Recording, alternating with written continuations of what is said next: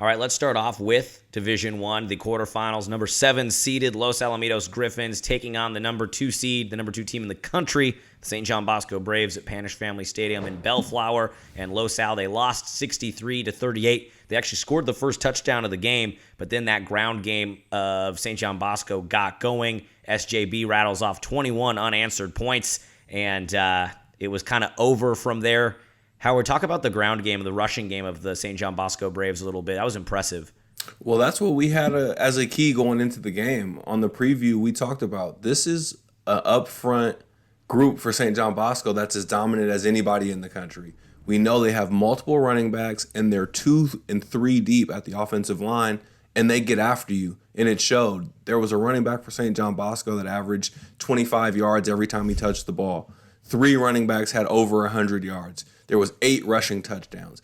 These are numbers that you just don't see at any level of football, especially playing against a defense like Los Al, who we know is very talented. We know there are kids on that defensive line that are going to play Division I football. That just tells you the talent that St. John Bosco has, the size, the athleticism, the strength that they bring on the offensive line. And when you can get that kind of ground attack going, it makes it impossible for your opponent to stop you. Looking at silver linings for Los Al in this game, the offense was clicking. They put up 38 points on a tough St. John Bosco defense, second most points scored against Bosco all season, the most coming from the number 1 team in the country, the modern-day Monarchs, who put up 42 on Bosco. So credit to Malachi Nelson, Mekhi Lemon, and those guys for getting it done against a really, really tough defense. Well, that's what jumped out at me. It was the points scored by this Los Al offense.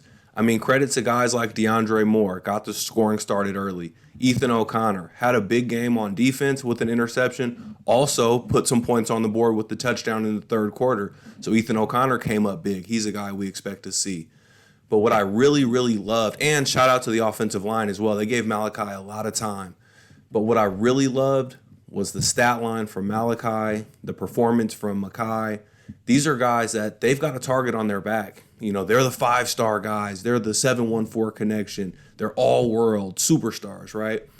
They're easy to hate on them and say, oh, it's just rankings and it's just, 24/7 ratings and stuff like that. But no, they had an opportunity to go up against a top 5 team in the country.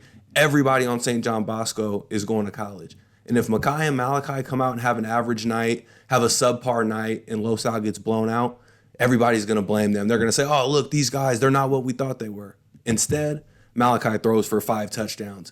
Mekhi is taking guys deep, going over the top, scoring 70-something yard touchdowns, puts up 3 total scores for the night. I mean, these are numbers that are impressive against anybody, let alone a defense like St. John Bosco. So those are 2 guys that when they needed to show up in the toughest game of the year, they made you understand that they can play on any football field in the country. They're that serious. I think Los Al's season was best summed up when we talked to Griffin's defensive coordinator, Michael Cobley, a couple weeks ago when he said people got this all wrong about the Griffins being in Division I. Some people were saying, well, I really wish we could have seen the Griffins in D2, see what they could do. It's not fair for such a historic team and a great season to have to go up against these Trinity League schools that are just on another level. And he said, this is an honor. Even if we only go to the quarterfinals, this is an honor. We're taking on not just the number 2 seed in the southern section, the number 2 team in the country. So I like the way Coach Cobley summed it up. And yeah, it's tough that Los Al lost, but still a great season for the Griffins. And those guys you just talked about, Malachi Nelson, Mekhi Lemon, they're coming back next year. So look out. We expect to see the Griffins here again.